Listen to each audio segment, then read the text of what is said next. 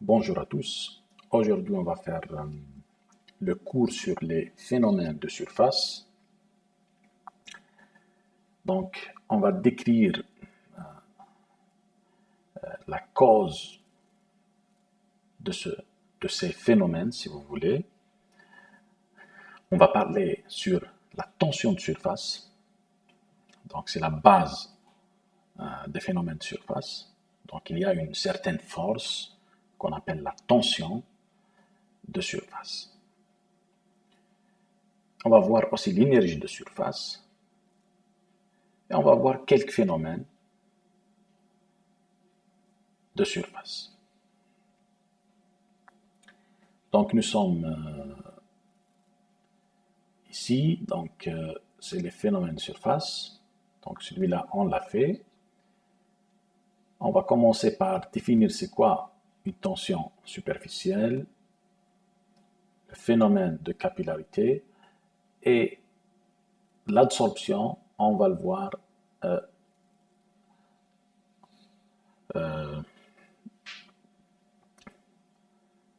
juste après la tension superficielle, pardon. On va voir l'absorption des gaz, de quelques molécules, si vous voulez, juste à la surface d'un liquide, d'un solide, etc. Donc, adsorption, il ne faut pas, ce n'est pas absorption. Il faut distinguer les deux mots. Comme d'habitude, le tableau périodique est très important pour comprendre les caractéristiques physiques, chimiques, physico-chimiques des éléments. Donc, je vous invite à explorer le tableau périodique. Dans la nature, les phénomènes de surface, ils sont visibles à l'échelle humaine. Exemple, ici par exemple, vous avez une bulle de savon. Donc, c'est celle-là, par exemple, une bulle de savon. Et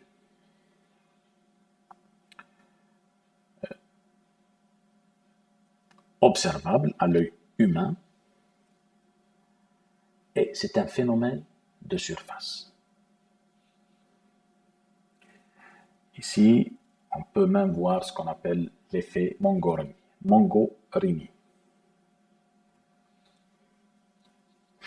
Donc, le phénomène de surface, dans la nature, si vous êtes un observateur de la nature, surtout vous en tant que biologiste, vous avez sûrement observé ce phénomène. Exemple, des feuilles qui sont à la surface d'un liquide, de l'eau. Ici, c'est de l'eau. Vous pouvez voir ici, dans les bordures, donc il y a déformation du liquide. On va voir comment, c'est quoi qui fait cette déformation et non pas la déchirure du liquide. Donc le liquide ne se déchire pas, il est déformé, comme vous pouvez le voir ici. Il y a même des arachnides, comme ici par exemple, c'est une araignée qui peut marcher sur l'eau. D'accord? Vous pouvez même ici voir les petites déformations. D'accord? Ici, donc comme vous pouvez voir ici, donc ici c'est la déformation. Donc l'eau, au lieu que la patte de l'araignée coule, rentre dans l'eau, non, l'eau, elle va se déformer. Donc la patte, quand elle appuie sur l'eau, avec une certaine pression, l'eau se déformera, mais elle ne va pas se déchirer, si vous voulez, et la pâte ne va pas rentrer dans l'eau. Il y a aussi d'autres insectes qui peuvent faire ça. D'accord. Donc, comme vous pouvez le voir ici, celui-là aussi. On va voir cette petite vidéo. C'est juste parce que je vous ai donné des images. Maintenant, on va voir une vidéo, donc réelle. Donc, c'est une vidéo que j'ai trouvée sur YouTube, comme vous pouvez le voir ici. D'accord? Ici, vous regardez. Donc, l'insecte, il marche sur l'eau, d'accord? Facilement, tranquillement. Il ne coule pas, d'accord? Comme vous pouvez voir ici. Regardez bien. Donc, l'insecte qui marche sur l'eau. Donc, vous pouvez faire une expérience à la maison. Vous prenez un trombone, une aiguille, d'accord? Et cette aiguille, vous la mettez sur l'eau, donc dans un verre d'eau. Et vous allez remarquer que l'aiguille ne va pas couler. Et pourtant, la masse volumique de l'aiguille est plus grande que celle de l'eau. Mais elle ne va pas couler. Même le trombone, bon, ici c'est les insectes. Donc, c'est très intéressant et à découvrir.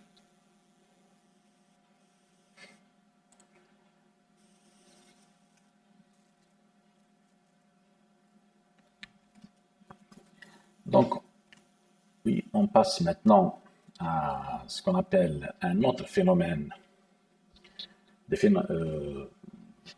qui est caractérisé par la tension de surface, c'est le phénomène de coalescence.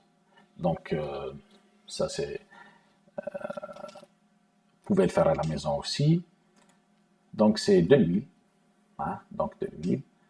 J'ai préparé, pour préparer des pâtes par exemple, vous mettez de l'eau, de l'huile et vous pouvez le voir ici. Donc, je reviens un petit peu en arrière. Juste ici. Bon, ça c'est mon doigt. Donc, vous pouvez voir que ce cercle, si vous voulez, c'est une goutte aplatie. On va voir ce qu'on appelle les interfaces liquide-liquide. Donc ici, c'est une interface liquide-liquide entre l'eau et l'huile. C'est l'huile d'olive que vous connaissez. Et celle-là, c'est une autre goutte. Maintenant, les deux gouttes, quand elles se rapprochent, il y a une certaine distance critique. Donc, à une certaine distance, elles vont s'unir, si vous voulez, ce qu'on appelle le phénomène de coalescence. On va voir aussi c'est quoi le phénomène de coalescence. Vous pouvez le voir ici. Et voilà. D'accord? Pour former une grosse goutte.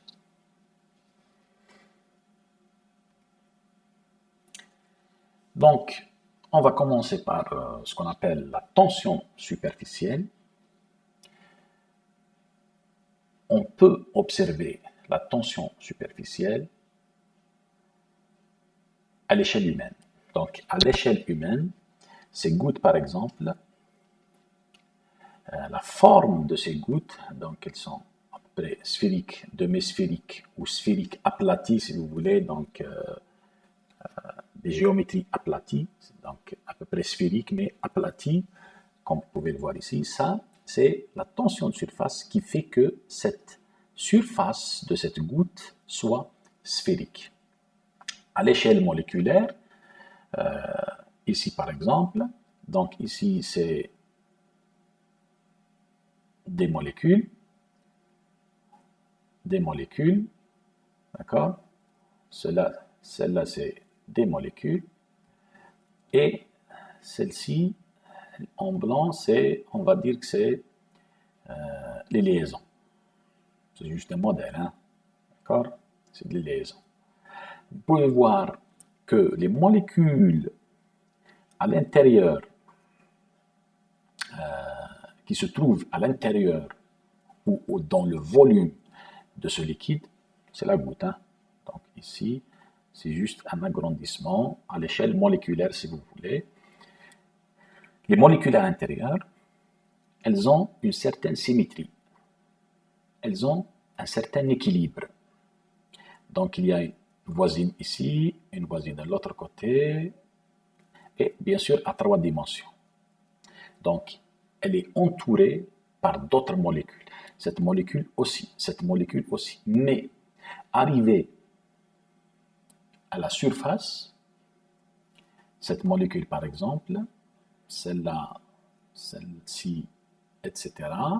Donc, toutes les molécules de surface, il y a une brisure de symétrie, si vous voulez, ce qu'on appelle. Il y a une brisure de symétrie. Il n'y a pas de molécules au-dessus d'elle.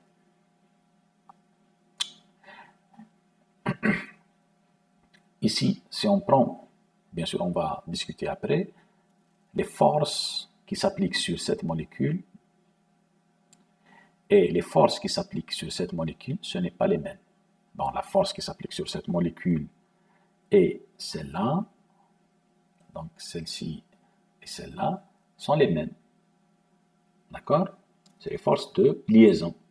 Ici, il y aura une autre force. Donc ici, les liaisons sont en blanc, de couleur blanche. Ici, si vous remarquez, c'est de couleur, si vous voulez, d'une autre couleur, turquoise, à peu près turquoise. Donc ça veut dire quoi? Ça veut dire que cette liaison n'est pas la même que cette liaison. On va voir comment. Ici, c'est un schéma, c'est juste pour expliquer. Comme je l'ai dit, si je prends, donc je vais choisir une autre couleur, c'est mieux, donc le blanc.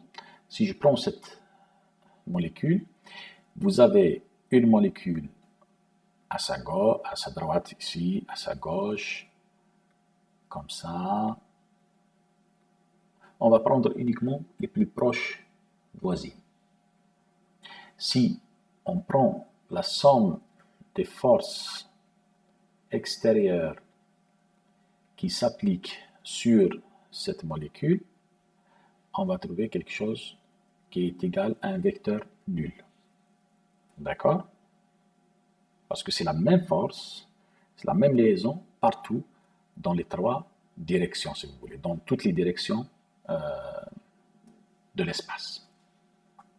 Maintenant, si vous prenez les molécules de surface, c'est une autre histoire. Donc, je prends en jaune, c'est mieux. Ici, cette molécule, elle a une molécule voisine à sa droite, à sa gauche, bien sûr à 3 dimensions aussi, donc, mais elle n'a pas en bas, bien sûr, celle-là, mais elle n'a pas de molécule ici.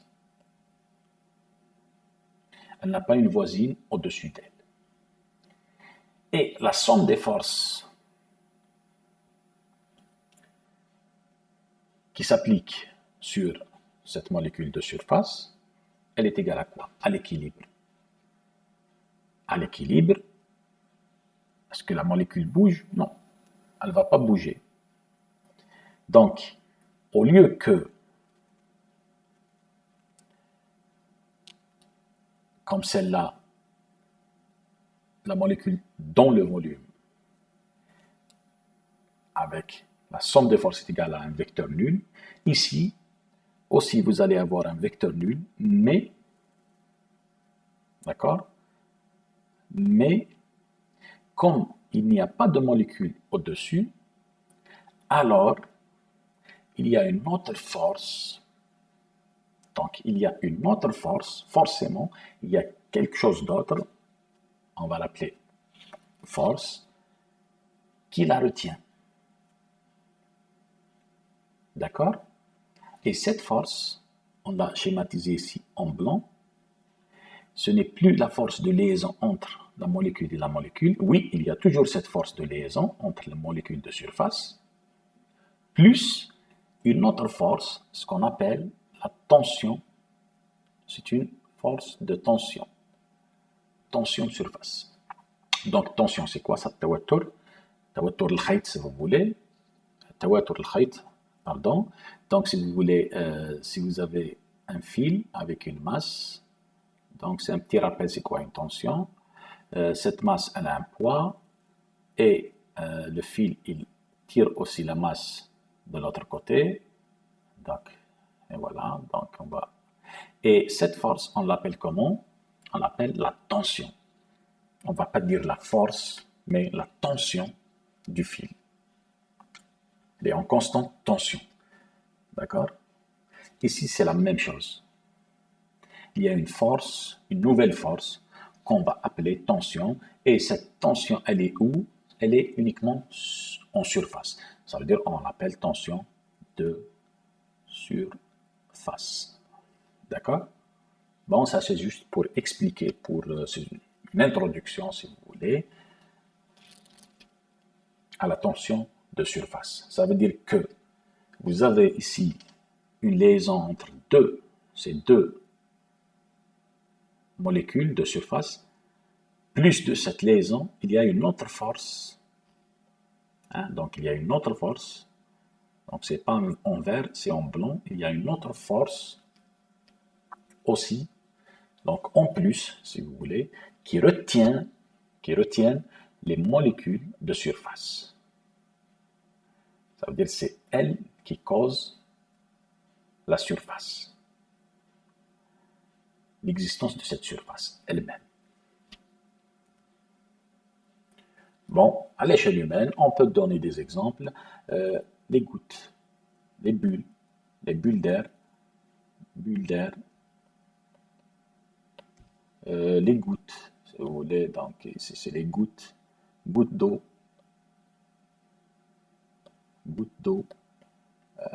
etc. Donc il y a plusieurs exemples à donner à l'échelle humaine. Et à l'échelle humaine, ce qui existe, et pour voir la tension de surface, pour l'observer, si vous prenez par exemple une bulle d'air, vous n'allez jamais trouver une bulle d'air de forme cubique. D'accord? Aussi, la goutte d'eau, vous n'allez pas avoir une goutte qui est cubique. Pourquoi elle n'est pas cubique? Pourquoi elle est sphérique? C'est à cause des tensions de surface. D'accord? C'est à cause de ce phénomène de surface. On va rentrer un peu plus dans les détails juste après. Le phénomène de coalescence. C'est quoi le phénomène de coalescence? C'est un phénomène que vous pouvez voir. Pardon. Donc, vous pouvez voir, par exemple, les temps de pluie, les petites gouttes qui s'assemblent pour former une grande goutte. Donc, la nature, elle aime bien rassembler les gouttes pour former une grande goutte. Ce qui est intéressant ici, c'est que si vous avez une goutte avec un rayon R, petit r, une autre goutte avec un rayon petit r aussi, donc c'est le même rayon si vous voulez, si vous les rassemblez par le phénomène de coalescence, elles vont former cette grande goutte. La grande goutte, le rayon de la grande goutte, ce n'est pas R plus R. On va trouver quelque chose qui est égal à la racine cubique, donc cubique ce n'est pas carré, de R. On va démontrer ça en utilisant le principe de conservation des masses. Donc, durant le cours, j'ai discuté avec les étudiants pour démontrer cette relation. J'ai dit quel est le principe qu'on va utiliser dans ce cas. Donc, il y a des étudiants qui m'ont dit on va utiliser le principe de conservation des énergies. Bon, on peut l'utiliser, mais bon, c'est difficile, hein. Il y a des étudiants qui m'ont dit le principe de conservation des surfaces. Le principe de conservation des surfaces n'existe pas. Je ne le connais pas. J'ai cherché, je ne l'ai pas trouvé. D'accord? Il n'existe pas en réalité. Il y a aussi des étudiants qui m'ont dit principe de conservation des volumes. Bon, dans certains cas. Mais le principe de conservation des masses, il existe. D'accord? Il existe bel et bien. Et c'est celui-là qu'on va utiliser pour démontrer la relation R est égale à la racine cubique de 2 fois petit r. Si on prend M1 et la masse de la goutte 1, M2 et la masse de la goutte 2, sachant que la goutte 1 et la goutte 2 ils ont le même rayon. D'accord?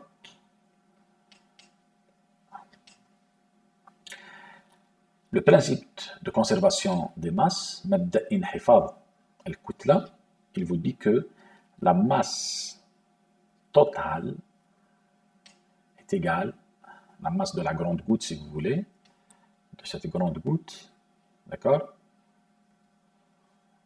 La masse de cette grande goutte, elle est égale à M1 plus M2.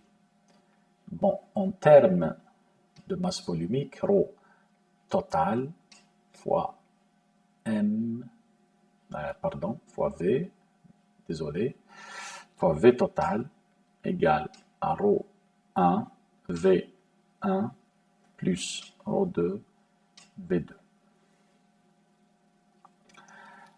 Donc, on a utilisé une goutte d'eau qui vont être rassemblées pour former une grosse goutte d'eau. Donc, la masse volumique ici, donc la masse volumique, on peut la simplifier parce que c'est la même masse volumique dans les trois cas. D'accord? Il va nous rester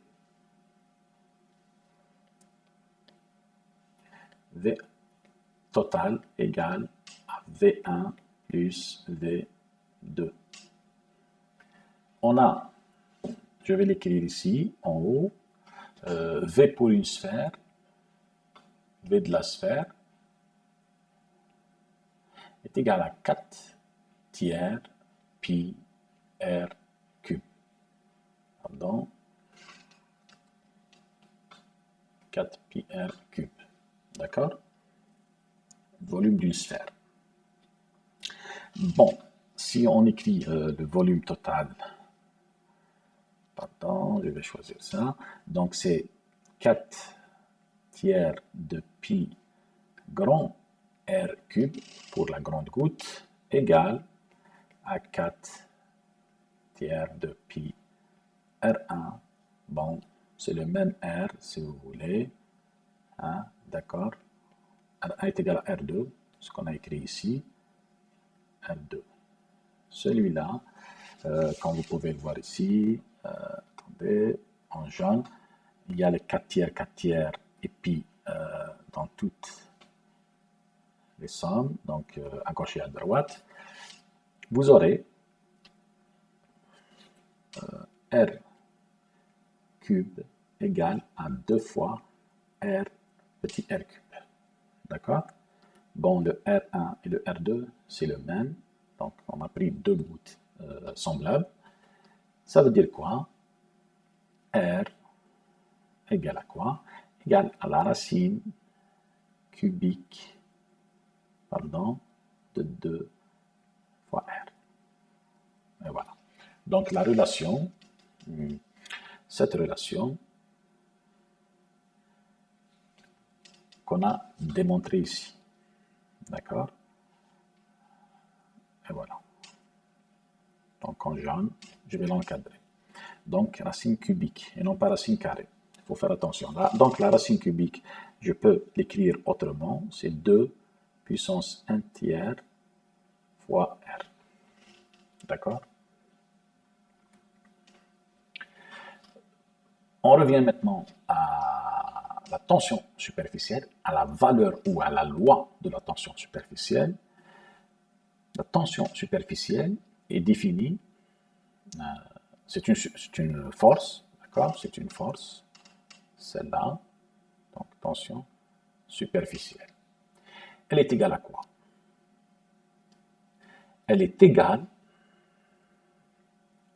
de surface, est égale à une certaine constante sigma, qu'on va appeler sigma, d'accord?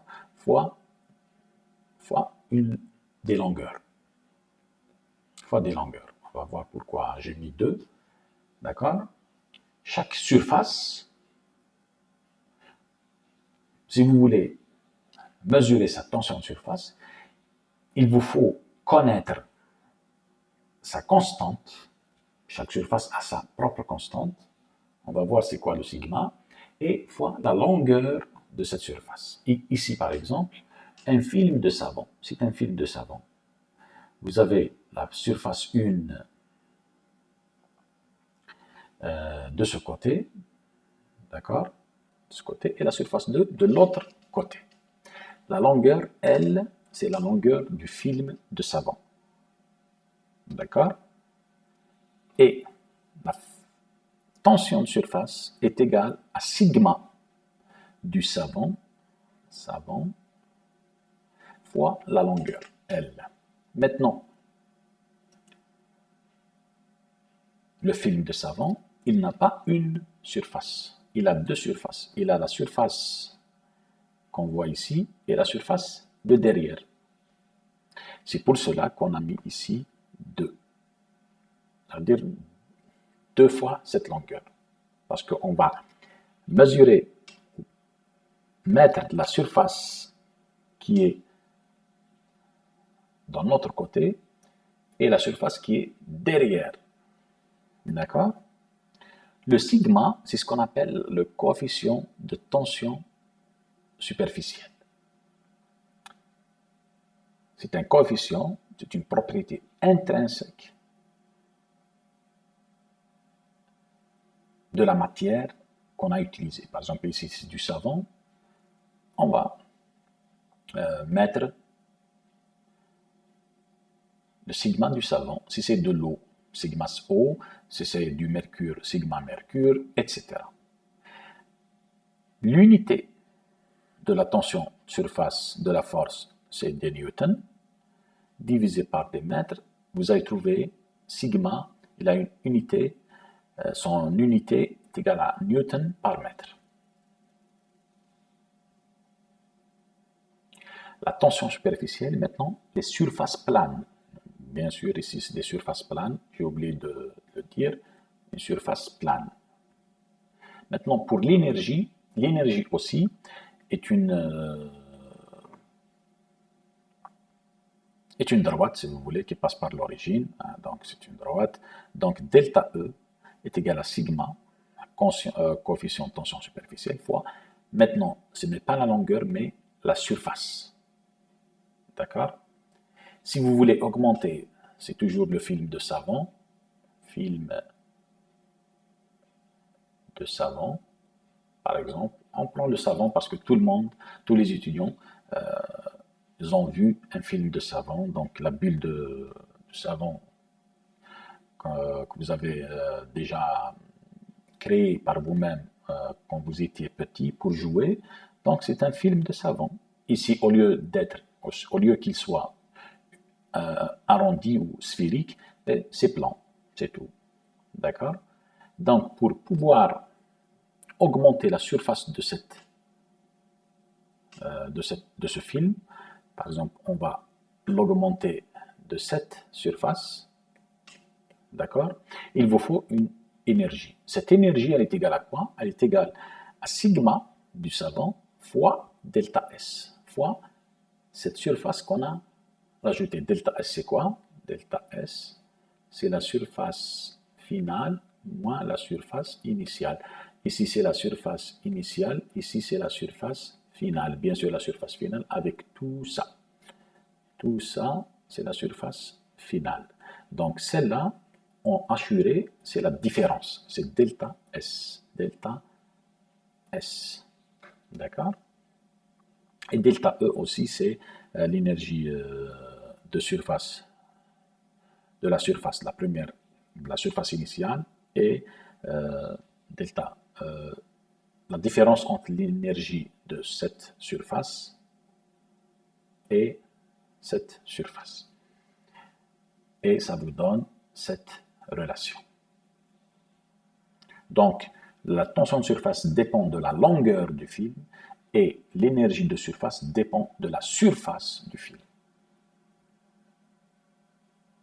Maintenant, on va passer à ce qu'on appelle la tension superficielle, mais dans les surfaces courbes maintenant. Courbes. Pardon. Je vais changer de couleur pour mieux voir. Donc, c'est les surfaces courbes. Ça veut dire quoi, les surfaces courbes? Courbes, c'est les surfaces sphériques, par exemple. D'accord? Ce n'est pas les surfaces planes. Donc, exemple de surface courbe, les bulles de savon. Donc, ici, c'est du savon. Hein. Les bulles de savon, c'est des surfaces courbes. Aussi, les bulles d'air dans de l'eau. Donc, ici, c'est de l'air. De l'air. D'accord? De l'air. Ici, c'est de l'eau, par exemple. Donc, ce petit bocal, il y a des bulles d'air. Et cette bulle d'air, c'est une surface courbe. D'accord? Il y a aussi ce genre de surface courbe. Pourquoi j'ai donné les trois cas? C'est exprès. Ici, si vous remarquez, une bulle d'air, c'est après une bulle de savon, c'est à l'intérieur, c'est de l'air. Ici, c'est du savon. Et ici, c'est de l'air. Maintenant, il y a combien de surfaces pour la bulle d'air? Dans ce cas, il y a la surface extérieure et la surface intérieure. Donc, il y a deux surfaces. Donc, ici, si on revient, l'énergie, si vous avez deux surfaces, il faut multiplier par 2. Donc, 2 delta E, pardon, sigma fois 2 delta S. Pour avoir, donc, ici, la surface de ce côté et la surface de derrière. Donc, ici, les bulles de savon, elles ont deux surfaces. Surface externe et surface interne. Mais les bulles d'air, ils ont uniquement une seule surface. Ici, c'est de l'eau. Ici, c'est de l'air. Il y a uniquement cette surface. Il n'y a pas une autre surface. Et ces surfaces, on les appelle les interfaces. On va voir après c'est quoi. Et dans ce cas, vous avez une seule interface ou une seule surface. Comme vous pouvez le voir ici. Ici, c'est de l'eau. Ici, c'est de l'air. D'accord? Et vous avez une seule surface. Une seule surface. Donc, l'énergie, quand on calcule l'énergie de surface, on va prendre uniquement une surface. On ne va pas multiplier par 2. Parce que vous avez une seule interface ou une seule surface.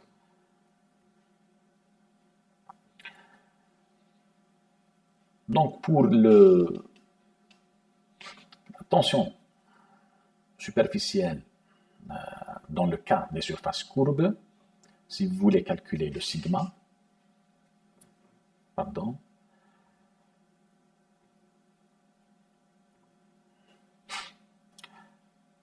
dans les surfaces courbes, comme vous pouvez le voir ici, elles sont arrondies et toujours convexes. Ça veut dire quoi convexe? Ça veut dire qu'elle est toujours, le rayon de courbure, il est vers l'extérieur. Vous regardez comme ça, il est vers l'extérieur. Celui-là aussi, il est vers l'extérieur. D'accord? Vous regardez ici, aussi vers l'extérieur. La même chose pour les bulles. Hein. Donc, si vous prenez cette bulle, ça, c'est vers l'extérieur. Elle est toujours donc vers l'extérieur. La déformation, elle est toujours vers l'extérieur.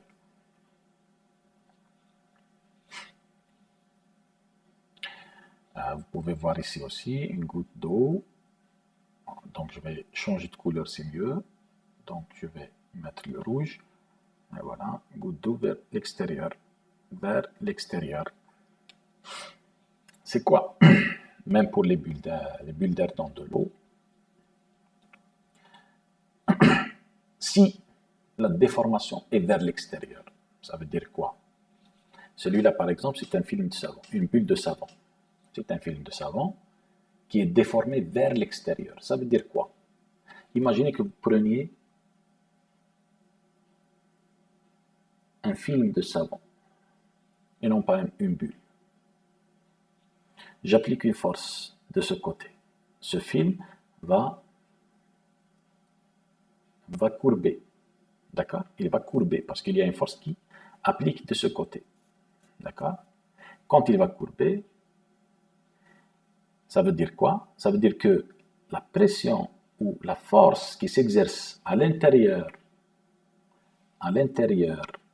de la goutte, elles sont plus grandes que les forces qui s'exercent de l'extérieur. C'est pour cela que la déformation, elle est de cette façon, vers l'extérieur. D'accord? Ça veut dire qu'il y a un problème de pression. Si vous avez à l'intérieur de l'air, à l'extérieur de l'air et le film, vous avez un problème de pression. Les molécules d'air vont pousser la paroi de l'intérieur de la bulle, de la surface interne de la bulle, et cette surface, elle va être déformée vers l'extérieur. Et la loi de Laplace vous permet de calculer ou vous donne, si vous voulez, donc elle vous donne, la loi de Laplace vous donne la relation entre la pression et le rayon de la goutte ou de la bulle avec le sigma. D'accord? Donc, delta P est égal à 2 sigma R. D'accord? À 2 sigma R. Bon, on va voir comment on a démontré cette relation, ce qu'on appelle la loi de Laplace. Maintenant, si vous avez l'histoire du nombre d'interfaces ou du nombre de surfaces, ce 2 va changer. Par exemple, dans les bulles, si vous avez une seule interface ou une seule surface, dans ce cas, par exemple, une bulle d'air dans l'eau ou une goutte d'eau, on va utiliser 2 sigma R parce que vous avez une seule surface ou une seule interface. Il n'y a pas de surface. Maintenant, pour les bulles d'air, on va utiliser les bulles de savon, pardon. On va utiliser 4 sigma R. Pourquoi 4? Parce que vous avez deux surfaces. Vous avez la surface intérieure et la surface extérieure. D'accord?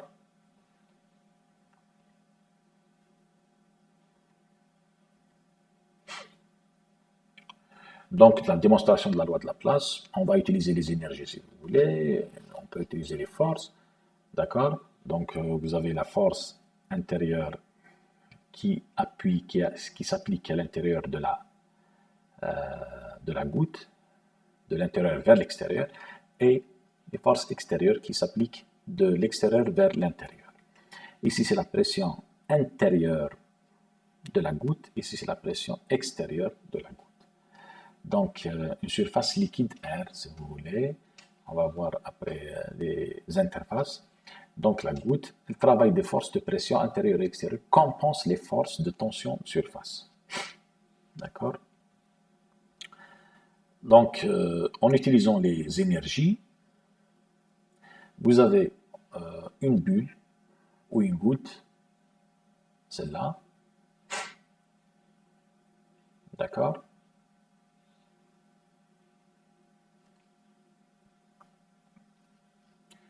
Donc ici, donc j'ai mis le highlighter pour mieux voir le curseur quand j'explique. Désolé, je ne l'ai pas mis avant. Donc si vous voulez, si vous avez une goutte, une bulle avec une surface extérieure S1 et vous voulez l'agrandir pour avoir une grande goutte ou une grande bulle pour avoir une surface S2 plus grande. D'accord? Donc, l'augmentation de volume, donc on va augmenter son volume, de dr. Donc, si vous avez celui-là, c'est le rayon R et celui-là, c'est le grand R. Si vous voulez augmenter le volume, ça veut dire on va augmenter de dr. Le dv, si vous augmentez la goutte ou la bulle de dr, son volume va augmenter de 4 pi r carré dr, donc le dv. Donc, si vous vous souvenez en maths, comment calculer l'élément infinitésimal, donc dr, dv, ds, d'accord? Donc, je rappelle que v, c'est 4 tiers, oui, de pi r cube. dv, on va donc dériver par rapport à r, c'est 4 pi r carré dr. La même chose pour ds, d'accord? Bon, c'est juste un petit rappel. Donc, le travail de pression, c'est PE dV, donc PE dV de l'extérieur. PE, c'est la pression extérieure. PE, PI, d'accord? Plus PI dV. Pourquoi 1 négatif et pourquoi 1 positif? Parce que si on augmente dV ici, l'augmentation, la pression ici, parce que ce n'est pas la pression qui est négative, mais c'est la différence. D'accord? Il faut faire attention, dV ici avec le dV. Vous allez obtenir quelque chose comme PI moins PE dV. On sait que PI moins PE, si on revient ici, attendez, donc PI moins PE, c'est delta P. Et delta P, c'est quoi? C'est 2 sigma. Donc, je reviens ici, c'est mieux. Parce que ça, c'est général. Ça, c'est un cas particulier quand vous avez deux surfaces. D'accord? 2 sigma sur R.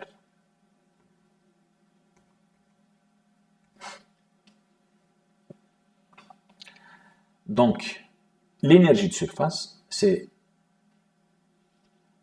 delta W égale à sigma ds.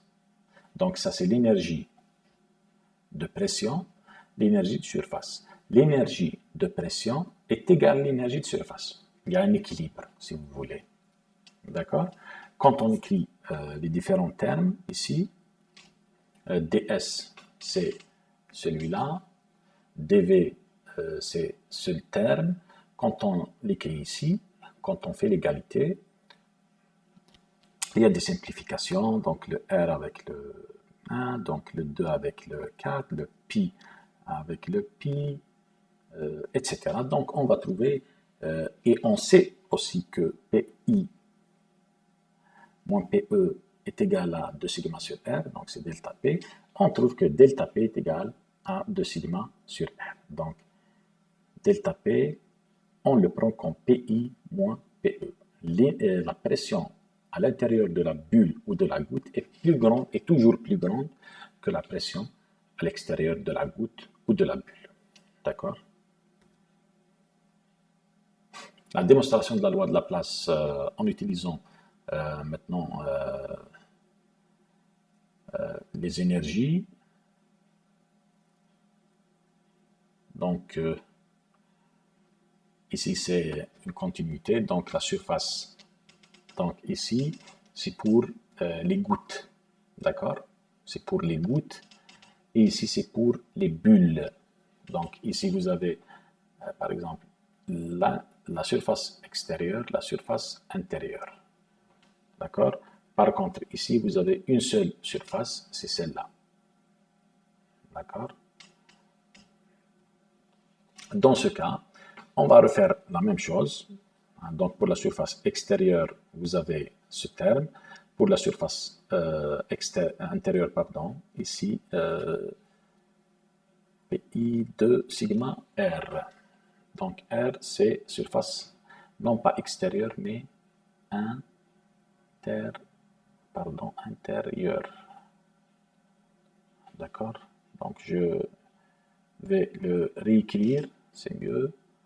Pardon pour la mauvaise manipulation. Donc, intérieur. Intérieur.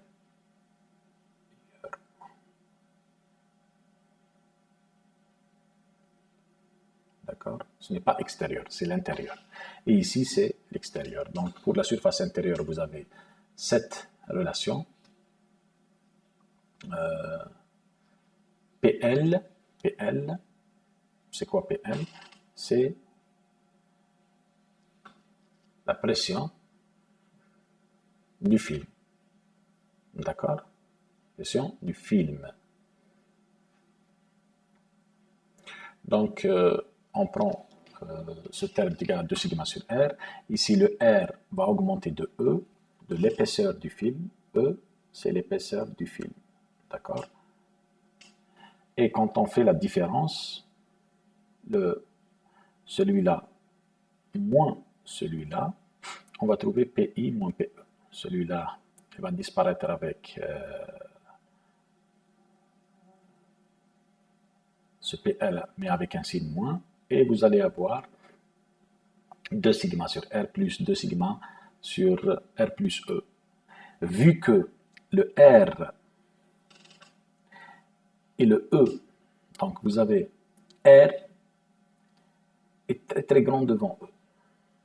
Si le rayon de la goutte est égal à 1 cm, donc 1 cm, on peut former des gouttes de 1 cm, des bulles de savon, pardon, aussi de 1 cm, il n'y a pas de problème, mais l'épaisseur du fil, elle est de l'ordre du dixième, du centième de micromètre. D'accord?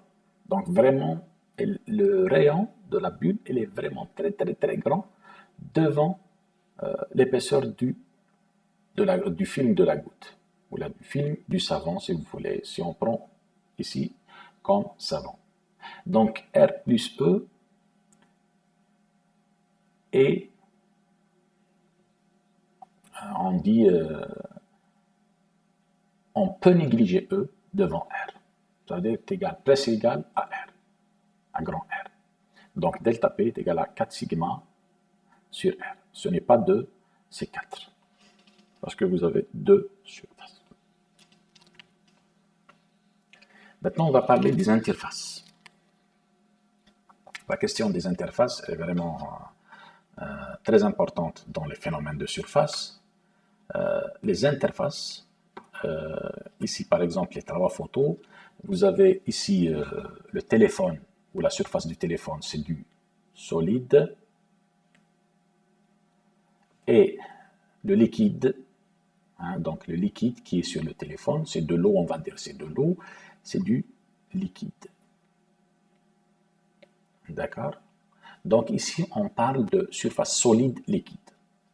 Ici, vous avez de l'eau, par exemple, avec de l'huile. De l'huile. Ici, vous avez l'interface qui sépare ce liquide avec ce liquide. Donc, ce liquide, c'est une interface qu'on appelle liquide. Liquide. Pardon pour l'écriture. D'accord? Liquide, liquide. Et enfin, le dernier cas, vous avez ici, c'est un liquide, le lait. Et au-dessus du lait, c'est de l'air. Ce qu'on appelle l'interface liquide-gaz.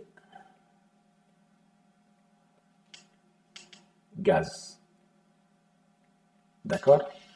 Donc, vous avez les différents types d'interfaces, solide-liquide, liquide-liquide et liquide-gaz.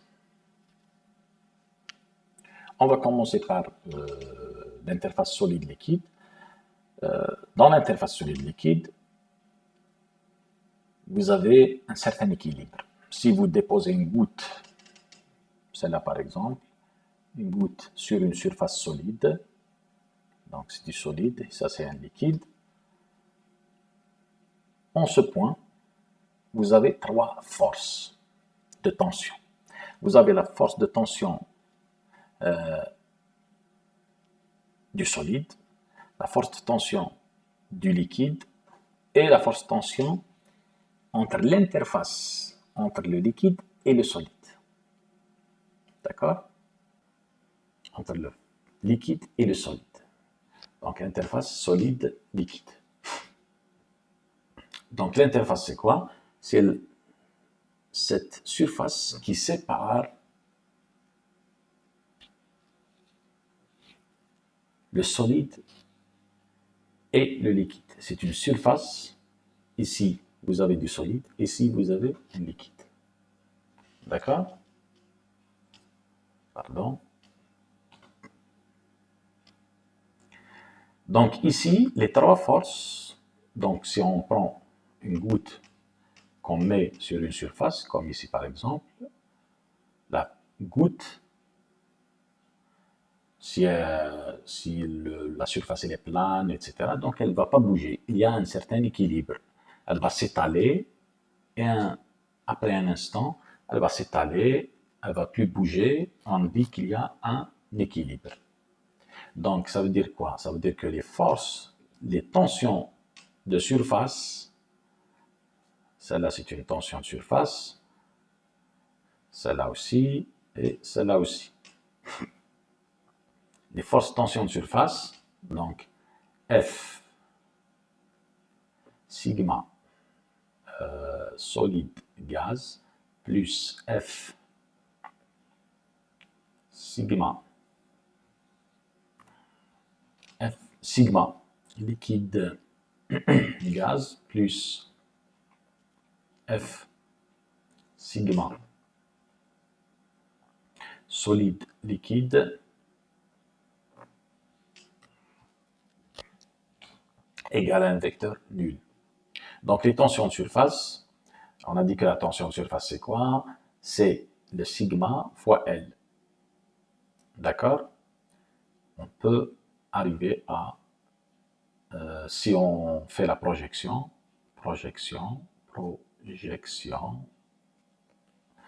donc je vais choisir ici, par exemple, l'axe X, OX, OY. D'accord? Projection sur OX, vous allez avoir sigma SG avec un certain signe négatif, parce que c'est dans le sens opposé de l'axe OX, plus sigma SL, plus, maintenant quand on projette celui-là, le sigma LG, quand on le projette, on doit tenir compte de cet angle qu'on va discuter juste après. Donc c'est sigma LG fois cosinus θ égale à 0. Et voilà. Donc on trouve une relation. On va dire que sigma LG égale à sigma SG moins sigma SL divisé par cosinus θ.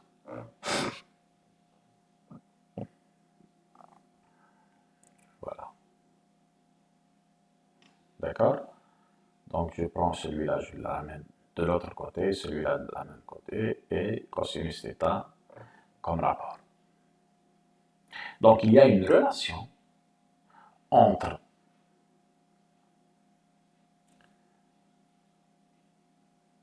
le sigma du liquide et le sigma du solide et le sigma de l'interface solide-liquide. Il y a une relation.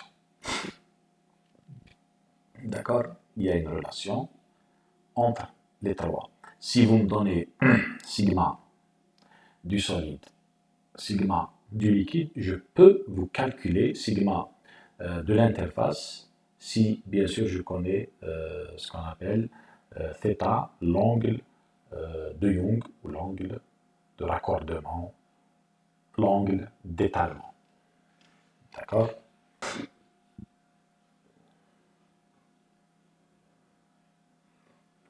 Je reviens, pardon.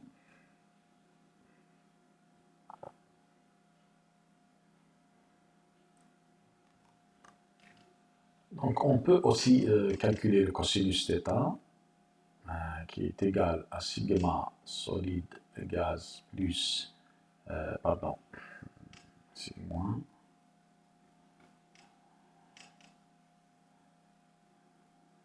donc moins sigma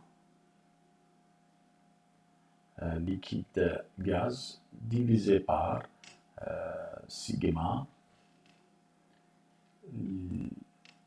solide liquide. Donc, cette relation, on appelle relation de Young. D'accord? Young. Donc, ça, c'est un N. D'accord? On l'appelle la relation de Young. Le θ, donc le θ, c'est un l'angle, ce qu'on appelle l'angle d'étalement, si vous voulez, d'étalement. L'angle d'étalement. L'angle d'étalement, il est défini par, je vais choisir une autre couleur. Donc, si vous avez une surface, une goutte qui s'étale ou s'étale pas, on va voir. L'angle d'étalement est défini entre l'interface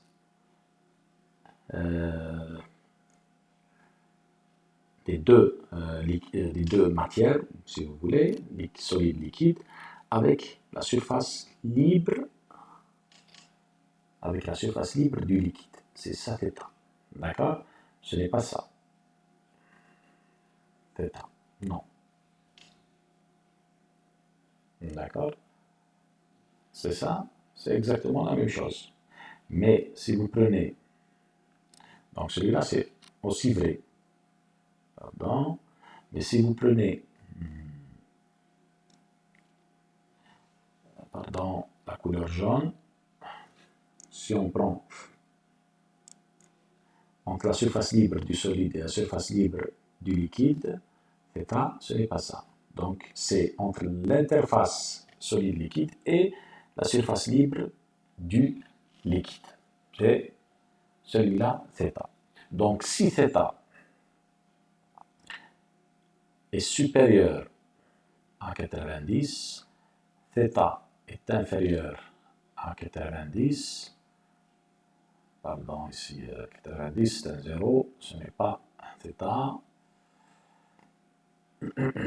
90, pardon, θ égale à 0 et θ égale à 180. Donc, je vais mettre ici le 180 et le 0. Donc, ici, ce qu'on appelle, imaginez, non-étalement. Étalement partiel. Partiel. Étalement. Étalement partiel. Partiel. Pardon. Si θ égale à 0, si θ égale à 180. θ égale à 0, étalement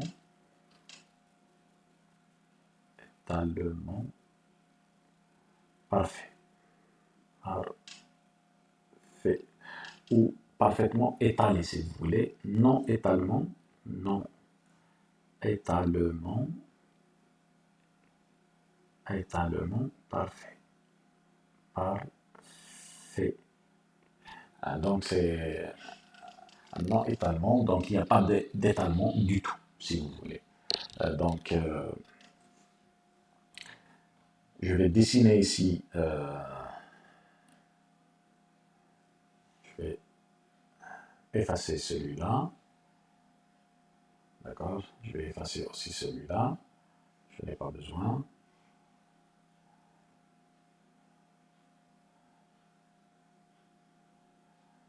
Et voilà. Donc, juste pour schématiser les étalements, les différents étalements. Donc, celui-là, c'est à peu près comme ça. Celui-là, c'est, on va dire comme ça. Étalement parfait.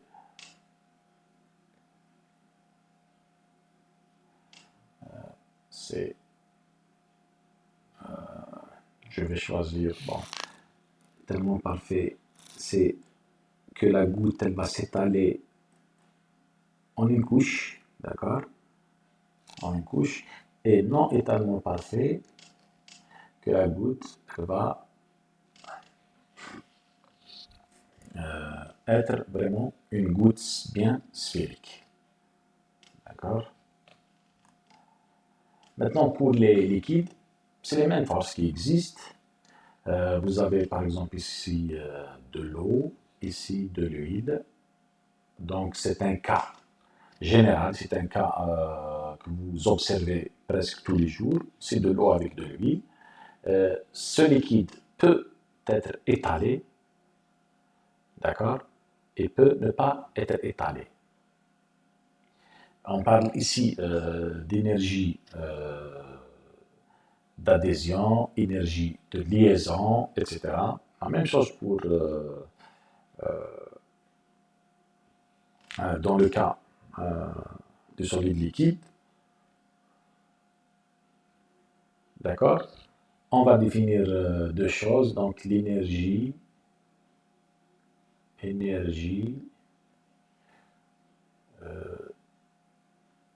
de cohésion. Pardon.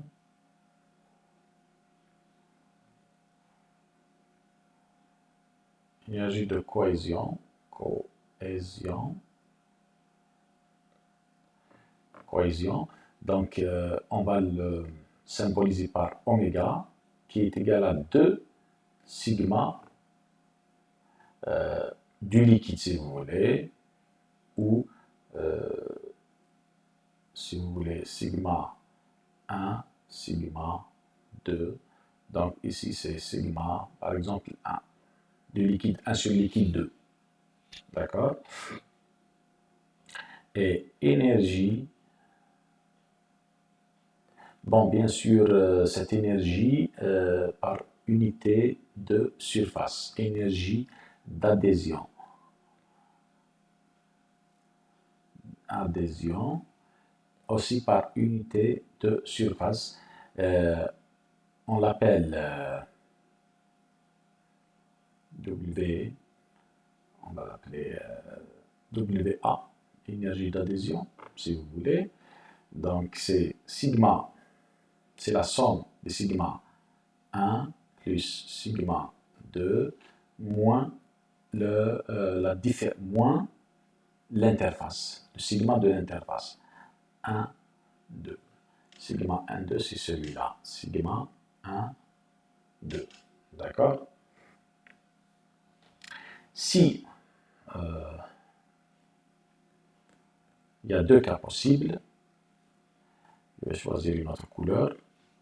Si sigma, si oméga est supérieur à oméga A, si oméga est inférieur à oméga A. Donc il y a des livres où vous pouvez trouver d'autres symboles, mais ce qui est important, c'est de connaître c'est quoi l'énergie de cohésion, c'est quoi l'énergie d'adhésion.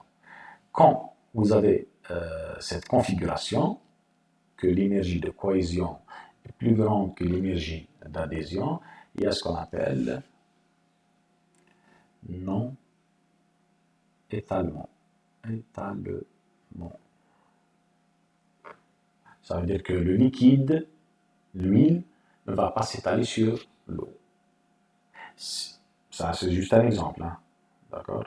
C'est juste un exemple. Mais le liquide 1 ne va pas s'étaler sur le liquide 2. Si c'est le contraire, il y a étalement. Étalement. D'accord? Que le liquide 1 va s'étaler sur le liquide 2. C'est tout. Concernant le liquide gaz, ici, liquide gaz, il y a cette interface, vu que les molécules des gaz ont des distances très longues devant celles du liquide. Quand on dit distance très longue, donc force de liaison sont vraiment très faibles. Donc, cette interface, le liquide, donc ce liquide, les molécules qui sont, je vais choisir une autre couleur, pardon, c'est juste pour différencier celle de l'air. Voilà. Donc, cette force de tension est vraiment très grande devant les forces de liaison, si vous voulez, les forces d'interaction entre les molécules du liquide avec celles de l'air. Vu que leur densité dans le gaz est vraiment très très faible et la distance elle est vraiment très grande. D'accord? Donc l'interface, généralement, c'est pour ça qu'on écrit par exemple le sigma de l'eau, on va dire à 25 degrés, température ambiante, 300 Kelvin si vous voulez. À peu près c'est 73, 10 puissance moins 3 newton par mètre. D'accord? Ce sigma, si vous voulez, c'est le sigma, normalement, c'est le sigma OR.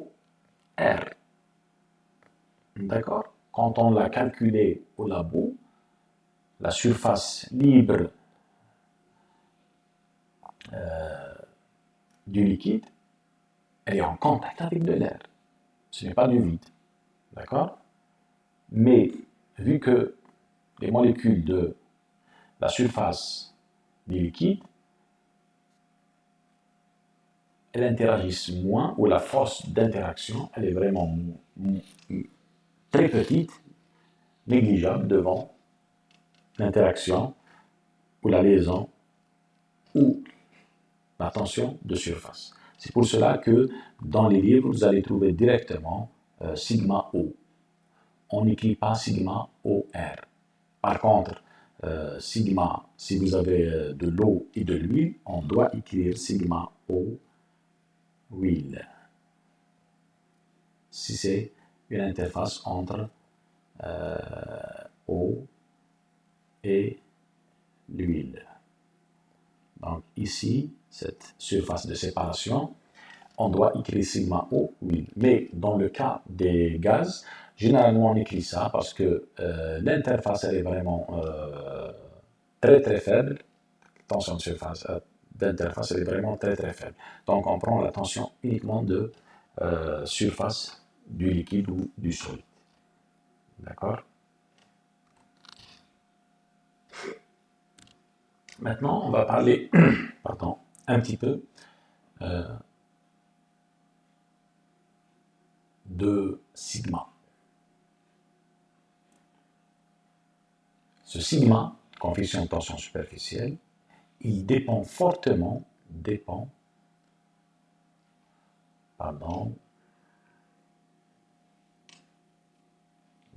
fortement de la température. Dépend de la température. D'accord? si la température augmente,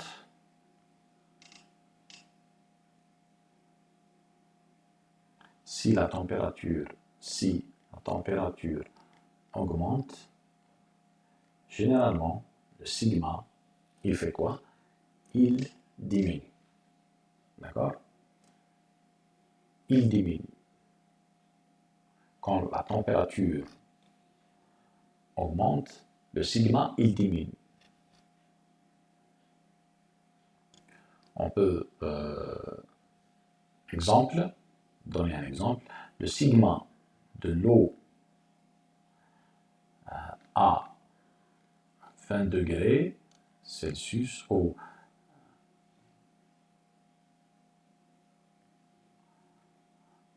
à peu près, on va dire 27 degrés Celsius, température ambiante, généralement on prend 300 Kelvin, donc à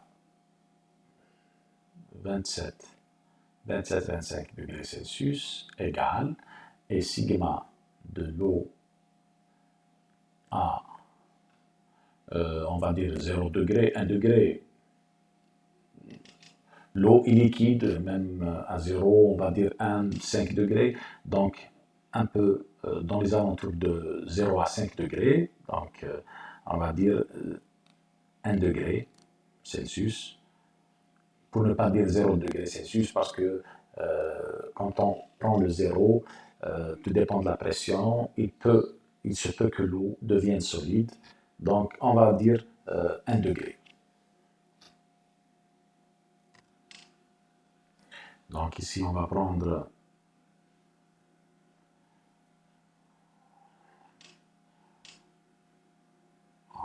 80 degrés, hein, donc 80 degrés. Hein, c'est mieux, c'est juste pour... et ici, c'est 20 degrés. 20 degrés. Donc pour 20 degrés, c'est 73 10 puissance moins 3 newton par mètre.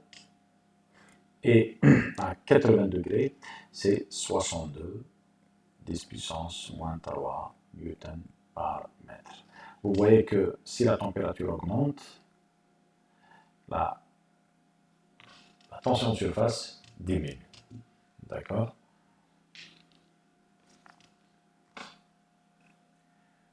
Pour l'adsorption, on a dit déjà que ces molécules de la surface, elles vont être liées par la force de liaison des molécules. En plus de cette force de liaison des molécules, il y a aussi ce qu'on appelle la tension de surface, notre force. Dans le cas pratique, dans le cas réel, cette couche ou les molécules de la surface, ce n'est pas vraiment une molécule de surface, mais c'est on va dire que c'est une couche superficielle. Elle peut comprendre si on agrandit la couche, on va trouver ici 1, 2, 3 molécules de couches moléculaires ou atomiques, d'accord? Ici, pardon, c'est un agrandissement. On va trouver ici, non pas une molécule, une couche ou un plan moléculaire. On peut trouver 2, 3 plans, mais c'est vraiment une couche très très mince.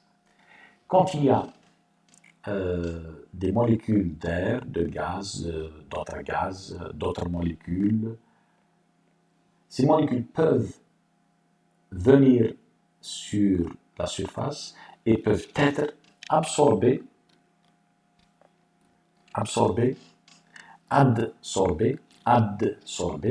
uniquement dans la surface. C'est-à-dire elle va être bloquée par la couche superficielle. Cette couche superficielle, ça veut dire que cette molécule, elle vient ici. Et elle va être adsorbée, elle ne peut pas rentrer dans le volume, mais elle reste uniquement dans la couche superficielle. C'est ce qu'on appelle le phénomène d'adsorption. D'accord? Il ne sera pas absorbé dans le volume, mais uniquement, ils vont rester uniquement dans la couche superficielle. D'accord? Attends, je vais effacer parce que, pour bien comprendre. Donc, cette couche superficielle, s'il y a une molécule qui vient, elle va rentrer dans la couche et elle va être bloquée, d'accord, bloquée ici. Elle ne peut pas rentrer dans le volume. Bon, maintenant, on parle ça au niveau moléculaire. Il y a des milliards de molécules d'air. Donc, on aura une saturation. Après, il faut faire une étude pour dire que s'il y a des molécules qui vont être transmises de l'autre côté, ça veut dire dans le volume. Mais généralement, le phénomène d'absorption, il est dans la couche superficielle. Donc les molécules d'air vont être ici, dans la couche superficielle. Ici, d'accord? Ils ne vont pas rentrer ici, et ils vont être bloqués dans la couche superficielle. C'est ce qu'on appelle le phénomène d'adsorption. On passe maintenant à ce qu'on appelle l'ascension capillaire. Ici, je vous donne uniquement pour voir un petit peu c'est quoi l'ascension capillaire dans la nature. Ici, c'est la Terre. Vous voyez ici de l'eau qui monte par capillarité. On va dire ce qu'on appelle capillarité.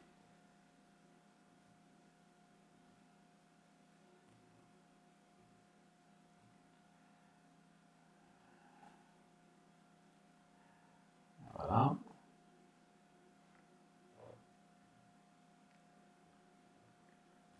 Le phénomène de capillarité, il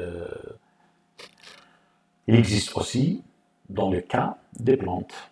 Donc les racines ici des plantes, pour faire remonter l'eau aux feuilles, aux tiges, etc. Donc elles utilisent le phénomène de capillarité.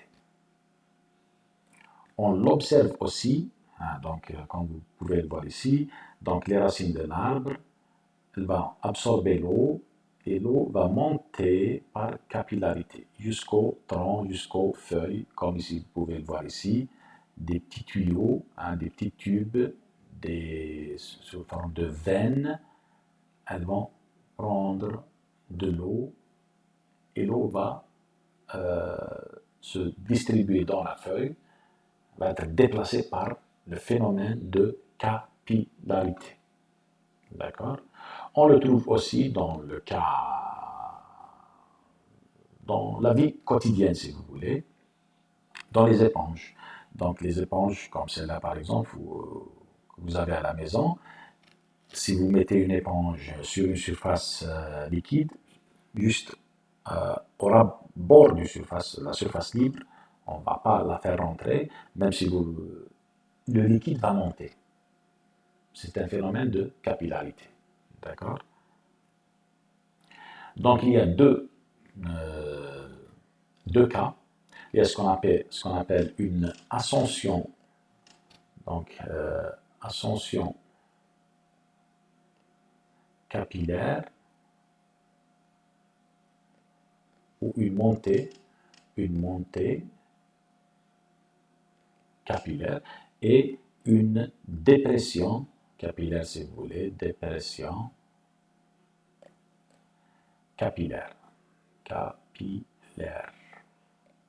Une descente capillaire, si vous voulez. Ici, ça monte par rapport à la surface libre du liquide. Ici, ça descend par rapport à la surface libre du liquide, moins H. Ici, on va prendre la surface libre du liquide, c'est H égale à 0. C'est juste pour le référencer. Donc, c'est une référence, si vous voulez.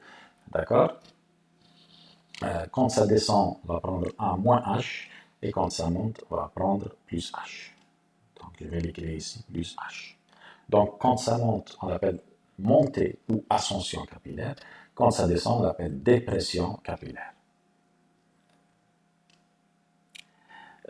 Pour caractériser cette dépression, on utilise ce qu'on appelle la loi de Jurin. Loi de Jurin. Loi de Jurin. La loi de Jurin, elle dit quoi? Elle dit que la hauteur ou la montée capillaire, même la descente, tout dépend du signe, et dépend du sigma du liquide, du l'angle de raccordement, ce qu'on a vu tout à l'heure, on va l'expliquer ici, du rayon du tube capillaire, de G, c'est l'accélération de la gravitation terrestre, et de ρ. ρ, c'est celui de l'eau. Donc celle-là, c'est ce qu'on appelle la loi de Jurin. Pour la loi de Jurin, avant de démontrer la loi de Jurin, je vais vous donner les deux cas. Vous avez un liquide, par exemple ici, c'est un liquide. Si vous avez un tube capillaire, soit il y a une montée, soit il y a une descente. S'il y a une montée, donc si le liquide monte, ici, si le liquide monte, vous aurez ce qu'on appelle un ménisque de cette forme. D'accord? Concave. Si le liquide descend, si on prend par exemple un autre tube en rouge, par exemple ici c'est du verre, ici c'est un métal par exemple, comme exemple. Donc ici vous aurez une descente capillaire.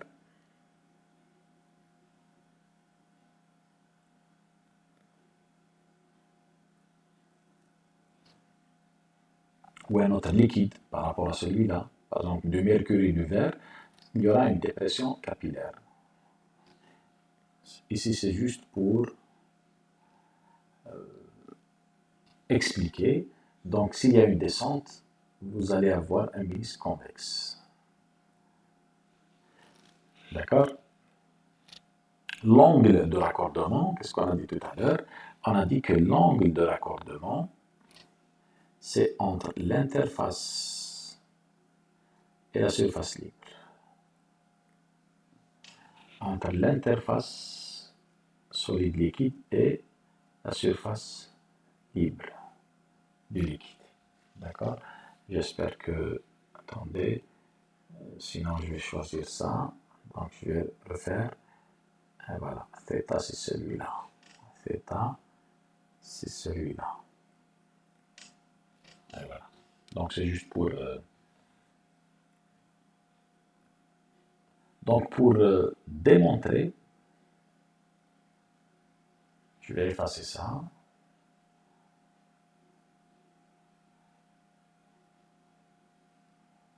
Pour démontrer la loi de Jurin, il suffit de faire quelques manipulations. On peut prendre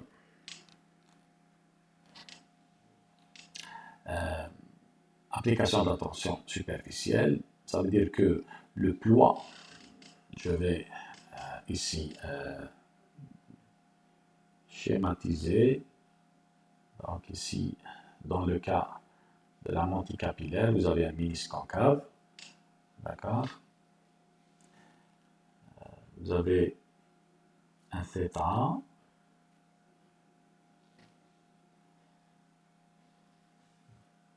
bon, ici, c'est la surface libre, on va dire c'est H. Désolé pour... Voilà.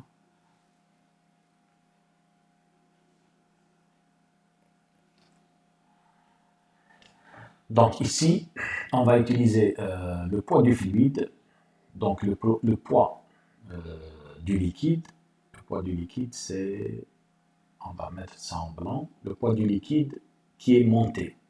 Donc ce liquide qui est monté. D'accord? le poids du liquide qui est monté. Si on prend l'axe Z, c'est juste pour voir, pour référencer le sens. Le poids du liquide qui est monté, donc le poids du liquide, donc c'est ρ, G, normalement c'est ρ, G, H, d'accord? ρ, G, H, c'est la pression, donc ρ, G fois V. V c'est quoi? C'est pi R carré fois H. Donc le poids de ce liquide qui est monté, c'est M fois G. M, c'est ρ et tout ça. D'accord?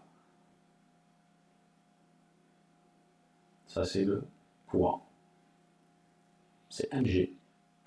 Donc, m, c'est ρ fois pi r carré fois h. Celui-là, c'est v, le volume.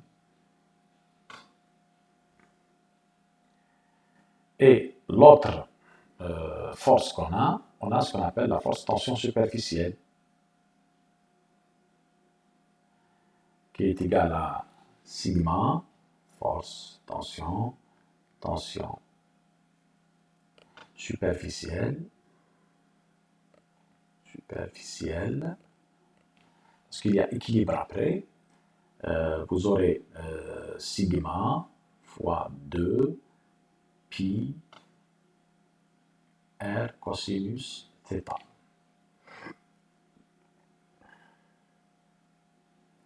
Sigma, donc le poids ici en termes, donc le poids on va mettre comme ça,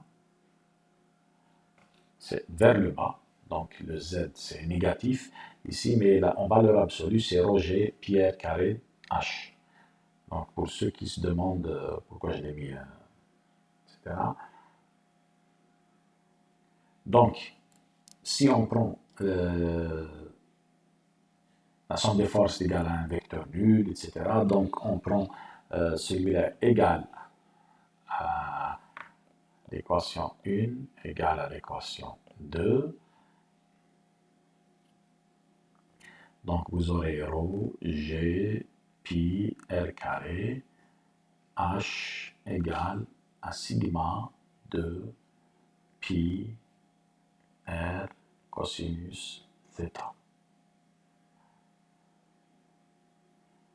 Donc, je vais effacer ça, je n'en ai plus besoin.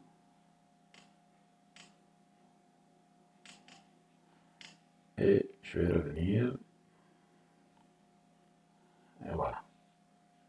Donc, il y a des simplifications. Je vais choisir une autre couleur. Donc, le pi, pardon, avec le pi, le r carré avec le r. Il va nous rester 7. Et voilà, donc, ρ. Donc, ρ, G, H égale à sigma 2 fois cosinus θ. Si je prends H, par exemple, ou sigma, si vous voulez, donc H est égal à 2 sigma cosinus θ. J'ai oublié ici un R, d'accord? C'est le carré qui est parti, et non pas le R. Rho, G, R. Si vous voulez prendre sigma, donc sigma égale à rho, G, R, H divisé par 2 cosinus θ. D'accord? Donc, voici la loi de Jurin, la démonstration, si vous voulez, la loi de Jurin pour le H, si vous voulez, en fonction, sigma en fonction des autres paramètres, c'est l'autre équation. On va s'arrêter ici pour les phénomènes de surface. Donc, si vous avez des questions, je suis connecté, comme d'habitude, dans le cours de biophysique dans mon espace de cours de biophysique. Il ne faut pas hésiter à poser des questions. Vous pouvez m'envoyer des emails. Sinon, on va se dire à la prochaine vidéo. Merci à vous.